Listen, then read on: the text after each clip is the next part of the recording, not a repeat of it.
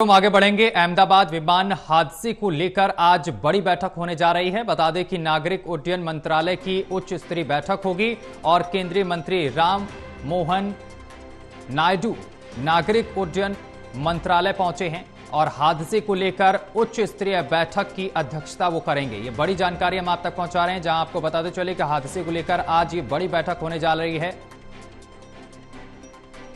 अहमदाबाद विमान हादसे को लेकर आज होगी ये बड़ी बैठक। नागरिक उड्डयन मंत्रालय की उच्च स्तरीय बैठक होगी और केंद्रीय मंत्री राम मोहन नायडू नागरिक उड्डयन मंत्रालय पहुंच गए हैं और हादसे को लेकर उच्च स्तरीय बैठक की वो अध्यक्षता करेंगे।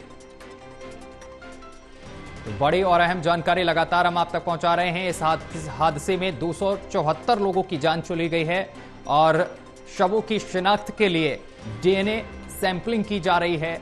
वहीं अब जानकारी मिल रही है कि अहमदाबाद विमान हादसे को लेकर आज बड़ी बैठक होगी। नागरिक उड्डयन मंत्रालय की उच्च स्तरीय बैठक होगी। केंद्रीय मंत्री राम मोहन नायडू नागरिक उड्डयन मंत्रालय पहुंच गए हैं। हादसे को लेकर उच्च स्तरीय बैठक की वो अध्यक्षता करेंगे।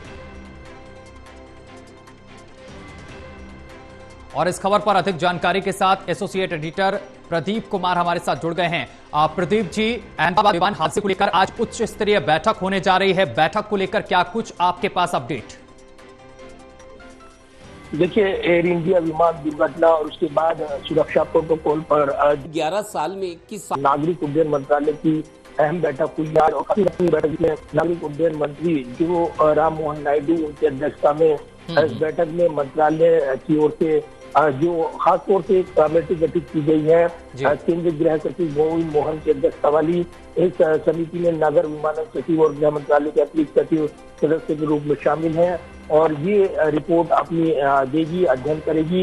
इस बीच यहाँ पर ये बैठक बुलाई गई है जिसमें नागरिक उड्डयन महानिदेशालय, डीजीसीए, भारतीय विमानपत्तन प्राधिकरण, एएआई और एमओसीए के वरिष्ठ अधिकारी यानी नागरिक उड्डयन मंत्रालय के वरिष्ठ अधिकारी इस बैठक में शामिल रहे हैं। इसमें जानकारी मिल गई कि विमान दुर्घटना की जांच की प्रगति की समीक्षा की गई है। इसमें अब तक बरामद किए गए साक्ष्य और जांच में अगले कदमों पर चर्चा हुई है। खासतौर से जो विभिन्न विमानन और जो आपातकालीन प्रतिक्रिया एजेंसियां इनपुट और उनकी रिपोर्ट वो मांगी गई है। कुछ देर बाद ये जानकारी मिल रही है कि केंद्रीय मंत्री की ओर से ब्रीफिंग दी जाएगी और इस घटनाक्रम पर जो कि दुर्घटना से जुड़ा हुआ है, विमान इस हादसे से जुड़ा हुआ, उस पर ताजा अपडेट दिया जाएगा।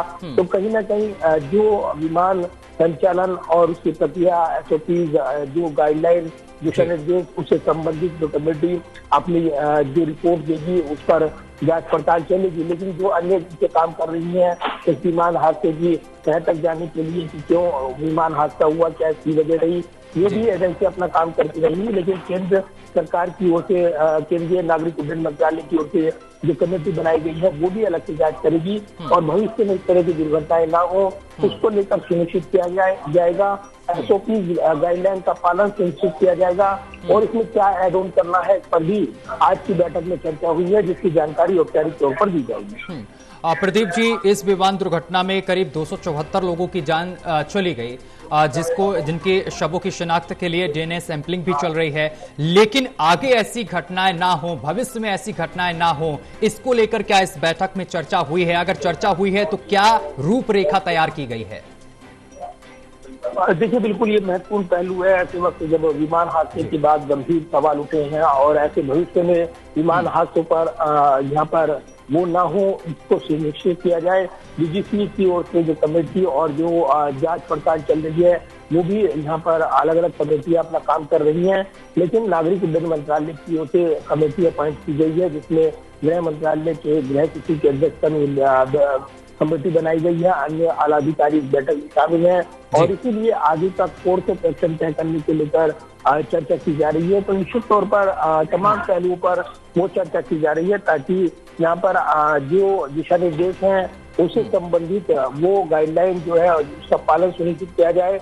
और इसी को लेकर यहाँ पर कहीं ना कहीं निगाहें लगी हैं कि अब जब कमेटी अपना काम कर रही है, इस बीच नए नए जानकारियां सामने आ रही हैं। जांच एजेंसियां, एनआईए की टीम भी इस जांच में जुटी हुई है, अन्य एजेंसियां भी, विदेशी एजेंसियां भी जांच में जुटी हुई हैं। तो कहीं ना कहीं इसके अलग अब जो नागरिक उड्डयन मंत्रालय की कमेटी है वो भी एसओपीज और जो गाइडलाइन तय की जाती है आगे के दिशा निर्देश को लेकर वो पड़ताल कर रही है। लिहाजा इस बैठक की अहमियत काफी बढ़ गई है।